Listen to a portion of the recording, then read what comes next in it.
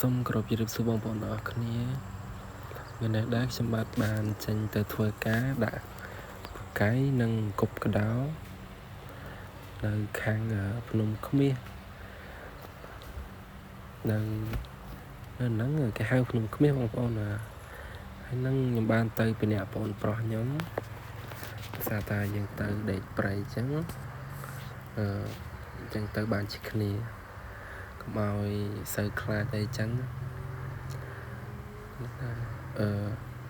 ចាំបងប្អូនទាំងអស់គ្នារងចាំតាមដានតទៀតថាយើងដាក់បានអីខ្លះយើងដេកនៅនេះឯង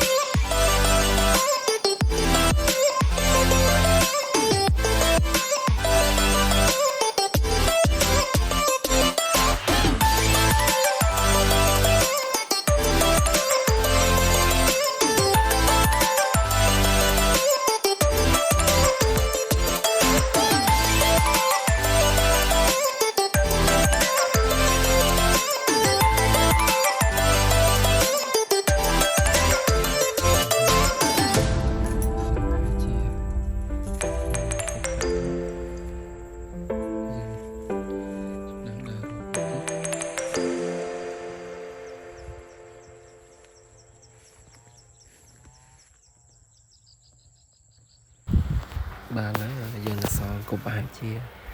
3 4ទៀតយើងដាក់វាទៅហើយរួចហើយយើងទៅដើររីបកាយបន្តទៀតស្ទើរថ្ងៃហ្នឹងយើងមកដាក់គប់ផងនិងដាក់បកាយផងហើយយើងមកគ្នា2នាក់អញ្ចឹងវាស្រួលដែរយើងចាប់ដើមរីបកាយហើយខ្ញុំឲ្យបងប្រុសខ្ញុំនៅដាំបាយមួយហើយខ្ញុំដើររៀបបកាយម្នាក់ឯងកន្លែងនេះតំណងបងប្អូនដោយសារតែវាមានហ្នឹងគេហៅពើកឬក៏ស្មៅបងប្អូនហើយមានផលិតមានអី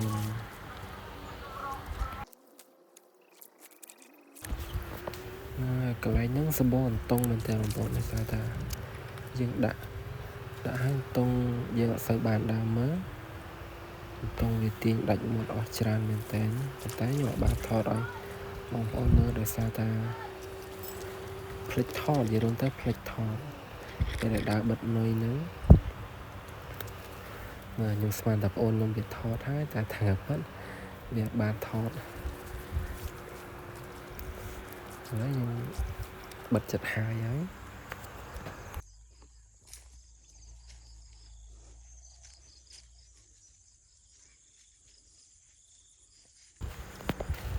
បាទតទៅពីយើងរៀបបកាយហើយនៅបាយក៏ឆ្អិនម្ហូបក៏ឆ្អិនយើងចាប់តាមហូបបាយមួយត្រីអាំងយើងចាប់តាមស្រែពីល្ងាចមិញតែខ្ញុំបានថតឲ្យបងប្អូនមើលដែរស្រែនេះសម្បូរត្រីបងប្អូនដោយសារថាទឹកវាដាច់តាមកែងស្រែទៅបានបន្ទាប់ពីយើងបាយហើយយើងទៅមើលគប់កដោយើងបានកដោមួយដើរជាប់ជើងបេះនឹងរួចទៀតគ កុំទៅតល់បីដាច់ជើងបាត់យើងមើលកដៅបានតែមួយនោះយើងទៅមើលត្រីម្ដងដែលយើងដាក់បកាយបានតែត្រីមួយហើយនឹងតុងដូចជា1ឬ2យើងដាក់បានថតទៅត្រី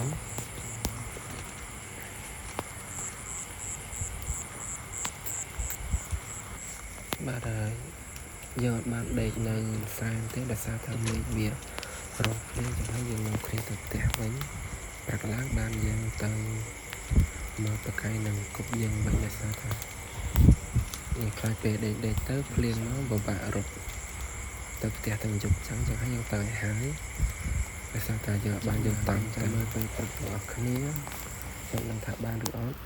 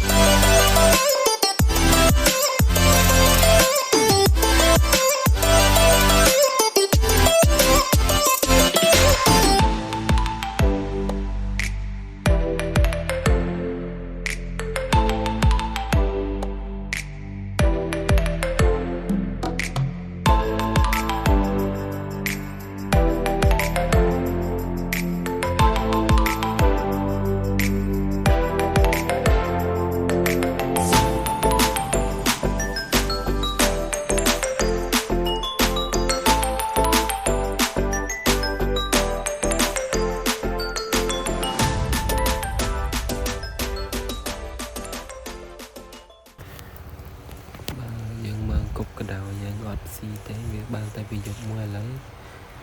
មើលបកាយយើងក៏បានតែតុងមួយដោយសារតាវាដាច់មាត់ដល់នេះបងប្អូនតុងច្រើនយើងទៅសារអត់តន់វាទាញដាច់មាត់អស់ចឹងហើយនៅសល់តែមួយហ្នឹងហើយយើងសរុបលទ្ធផលតាំងពីយប់មកយើងបានតុង3ជា3 4ហើយនឹងកដៅមួយឥឡូវយើងរៀបចំទៅផ្ទះវិញហើយអរគុណពុកម៉ែបងប្អូនលោកគ្នាបានទស្សនាបើសិនជាចូលចិត្តសូមជួយចុច Subscribe ដើម្បីផ្ដល់កម្លាំងចិត្តឲ្យខ្ញុំបាទផងសូមជម្រាបលាបងប្អូនលោកគ្នាជួបគ្នាវីដេអូក្រោយបាយបាយ